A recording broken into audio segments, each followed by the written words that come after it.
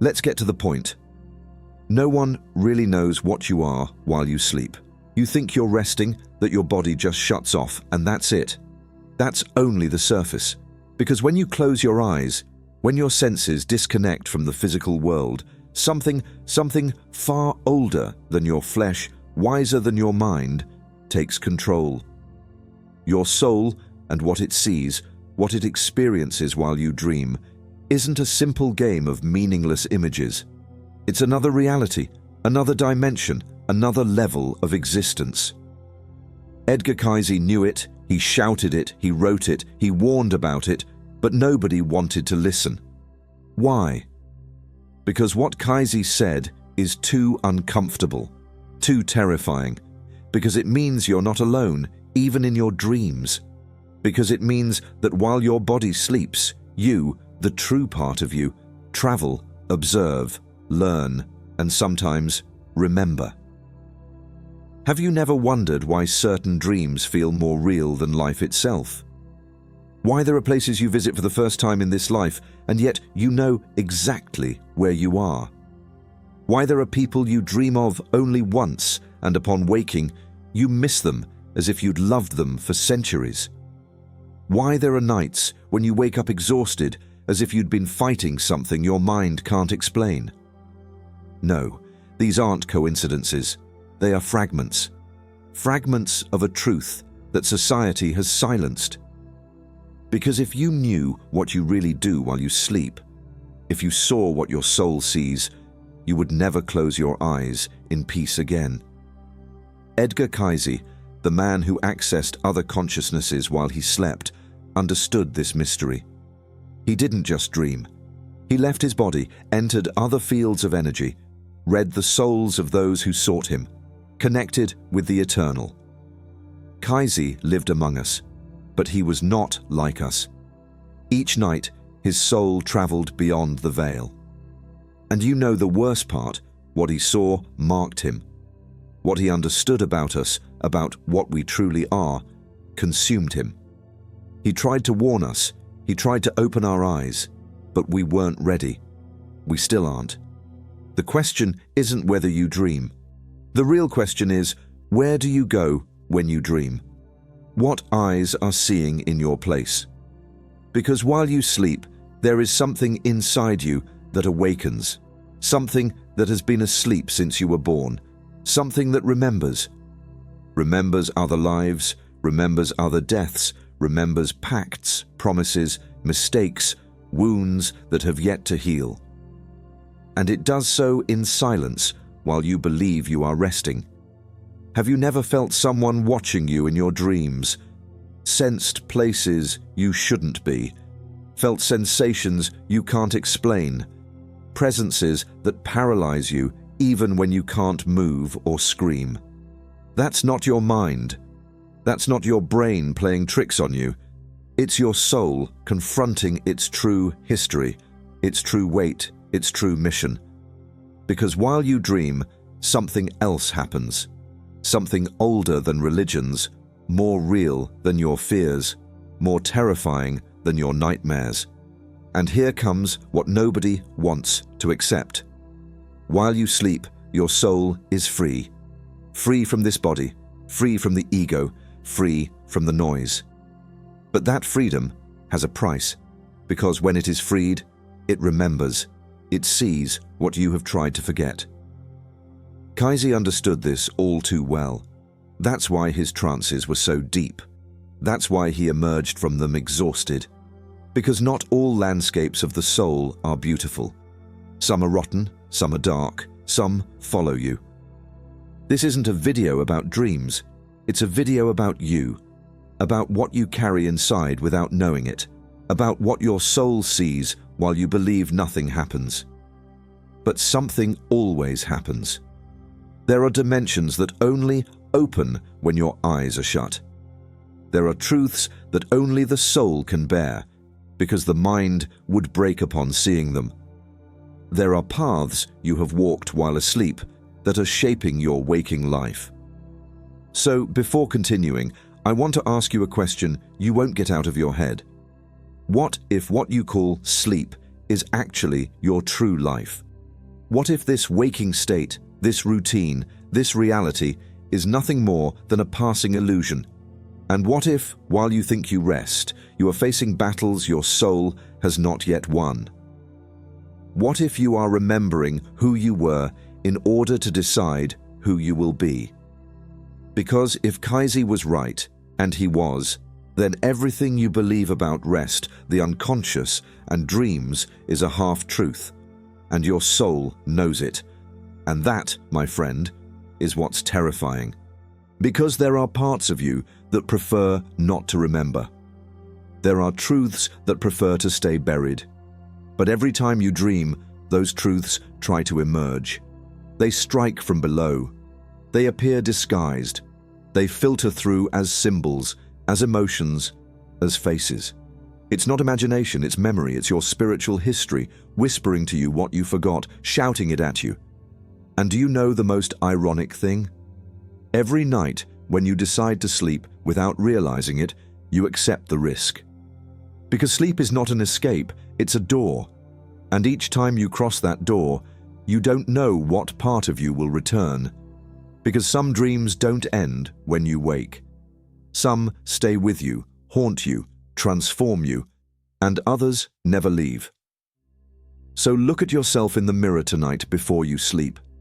Look into your own eyes. Ask yourself, what part of me goes away when I lie down? Who am I when no one is watching? And what will my soul see this time? Because I promise you one thing. What you'll see in there is not a dream. It's the real you watching from the shadows. Are you ready to see what has always been hidden behind your closed eyelids? Because this journey you don't take with the body, you take it with the soul, and the soul never lies. Prepare yourself, because tonight you are going to remember what the world has tried to make you forget. Okay, you're here. You're still listening. That means a part of you already knows the truth. It doesn't matter how many times you've been told that dreams are just random projections of the brain or leftovers of the day. You know it. You feel it. Every night when you close your eyes, something else activates, something you can't explain with words. A vibration, an opening, a tear between what you believe is real and what has always been there asleep, observing you. Edgar Cayce didn't speak from fantasy. He spoke from direct experience. They called him the sleeping prophet, but he didn't sleep like you and me. He projected himself. He left his body. He accessed information no book could contain, described past lives with a precision that terrified, future events, medical diagnoses, soul journeys. He did it effortlessly, as if accessing that other plane were as natural as breathing. Why? Because it is. We've just forgotten how to do it, and most importantly, we've forgotten why we did it. According to Cayce, every time we sleep, our soul shifts. Sometimes it encounters entities, sometimes it connects with other souls, and other times it confronts its own reflection. Not the one you see in the mirror, but the true, raw, eternal reflection. Because the soul doesn't look as you think. It has no fixed form. It changes, evolves, adapts. It is a consciousness in motion, and each night, the moment your rational mind shuts down, it takes command. But it doesn't do so randomly. Your soul knows where to go, knows what it needs to see, what it needs to remember, what it needs to face. What you call a strange dream, it calls a pending lesson. What you call a nightmare, it calls an ancient memory. Because not everything you dream comes from the present. In fact, very little comes from the present. Your dreams are portals to experiences you've lived in other lives, in other forms, on other planes. And those experiences are recorded not in your mind, but in your energy. Cayce explained this with brutal clarity. The soul is an accumulation of memories, not only of this life, but of all lives. Who you were, what you did, what you harmed, and what you are still trying to heal. Have you ever woken up crying for no reason? Have you felt empty after a dream and couldn't explain it? Have you dreamed of wars, of losses, of impossible loves that don't fit into your story? That is your soul showing you fragments, not to torture you, but to help you integrate, to help you begin to remember, because healing doesn't start with words. It starts with images, with symbols, with emotions so deep you don't even understand where they come from. But your soul does. The vast majority of your current conflicts weren't born here. They've always been with you. They're karmic residues, unresolved wounds. And each time you sleep, the soul seeks the scenarios where it can work on them.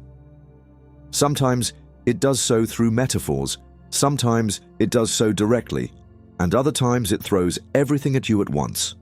That's why there are nights when you wake up feeling that something in you has changed, even if you don't know what. Because it changed, because you saw it, because you faced it. Cayce spoke of something few dare to mention: the Akashic records, a plane of existence where the entire history of your soul is written. What you were, what you did, what you decided to learn before you were born. And you know what's most fascinating? During deep sleep, when you enter delta states, you can access those records. Not consciously, not directly, but your soul can. That's why some dreams feel like messages, like warnings, like personal prophecies, because they are. They are fragments of those records trying to surface. And here comes the most unsettling part. Many times you don't dream of what you desire, but of what you need, even if it hurts, even if it breaks you, even if you don't understand it. Some people have had the same dream for years, the same scenario, the same feeling. That is no coincidence. It is an emotional debt, an unfinished task. The soul doesn't stop until you integrate what it already knows, because you forget, but it does not. Now, stop for a second and think. What prevents you from remembering? Why do you forget almost everything you dream? Why are there only fragments left? Fleeting sensations, faces without names?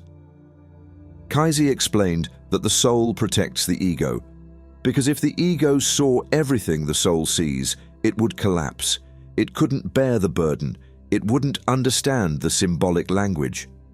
That's why the mind blocks, because there are things you're not ready to see, yet they're still transforming you, because even if you don't remember them, your energy does. And what you see while you sleep stays with you. Sleep is the most brutal classroom that exists. You can't pretend, you can't lie, you can't escape. It's just you and your truth. There's no makeup, no masks, only the purest, most naked version of you facing the past, the present, and sometimes the future. Because yes, there are dreams that don't come from behind. They come from what's to come, because time for the soul isn't linear. It's spiral, it's simultaneous. And you can access all that every night, every time you close your eyes. But of course, nobody teaches you this. Nobody trains you for it. You're educated to fear silence, to distrust the invisible, to turn off your intuition. But intuition is the voice of your soul. And the more you dream, the stronger it becomes, more demanding, more wise. That's why some people begin to have lucid dreams, astral travels, out-of-body sensations. They're not crazy, they're waking up. And here comes the hardest part to accept. If your soul travels, if your soul remembers, if your soul speaks to you, why do you keep ignoring it? Why are you afraid of it? Why do you keep hiding in the rational when the irrational is screaming from your nights? Cayce made it clear. Humanity is in the process of spiritual evolution, and sleep is one of the most important keys. But if you don't pay attention, you'll remain trapped in the same patterns, the same mistakes, the same wounds, because the soul doesn't tire, but it does stagnate. And you decide whether you use the night to escape or to heal. You're not alone when you sleep. You never have been. There are guides, entities, energies surrounding you. Some protect you, others teach you, and others simply observe you, not with judgment, but with patience, waiting for you to remember who you are. Because this world is nothing more than a training ground. The real, the eternal, begins when you close your eyes. So tell me, what did you see last night? Do you remember? Or is your soul still waiting for you to start listening? Because while you keep believing you're just sleeping, your soul is walking through landscapes that once were your home. That's why you feel nostalgia for what you never lived. That's why you dream of places that don't exist here. Because you carry them within you, because you lived them, because you're trying to return without knowing it. And now that you know, will you keep sleeping as if nothing's happening? Or will you start viewing your dreams as the map they truly are? Because in there lies the key to everything. The answer to why you're here, what you came to do, what you must remember before it's too late. And here we are on the brink of something you can't see, but that's already beginning to move within you. Because if you've made it this far, it's no coincidence, nothing is. Parts of you are waking up even if your mind still doesn't understand, and you feel it, you know it. Something changed, something opened, as if every word you've just heard stirred up a very ancient memory, something you didn't know you carried within. That is the signal. That is the beginning. From this moment on, your dreams will not be the same. Not because you decide it, but because your soul has heard that you're finally paying attention. Because once you start looking inward, you can't close your eyes with the same ignorance. You will feel it, you will see it, you will live it. Maybe tonight, maybe in one that's coming soon, but it will happen.